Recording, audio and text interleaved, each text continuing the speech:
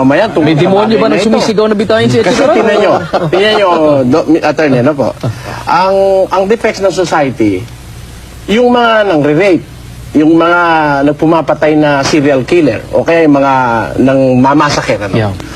Most of them are under the influence of drugs. Hindi mo naman gusto maging drug addict eh. Pero merong courier ng drug para makarating sa'yo.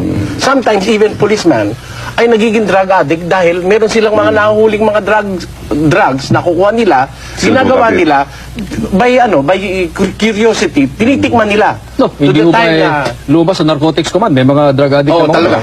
Pero out of curiosity, doon nag-umpisa yun. Knowing full well that you're destroying yourself because of these drugs. Pero inumpisahan mo. Ngayon, nung nandun ka na sa extreme na drug addict ka na nga, all the possibilities of committing crime ay nasa sa'yo na. Ayan. Kaya, sabi ng Biblia, 6:12 of the book of Ephesians, we wrestle not against flesh and blood. Hindi tayo dapat galit dito sa kriminal. Dapat galit tayo sa krimen. At ugatin natin ang pinanggagalingan ng krimen. Saan galing ang krimen?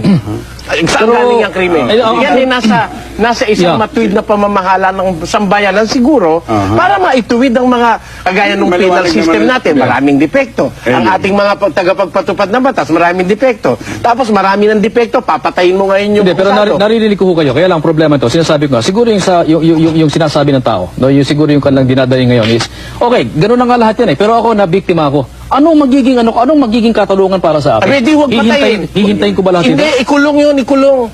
Mas mahirap yung pagdurusan ng pag nakakulong yun, makakalabas, gagawing assassinated pa-assassinate hindi naman palalabasin. Kaya nga dapat i-correct yung penal system eh.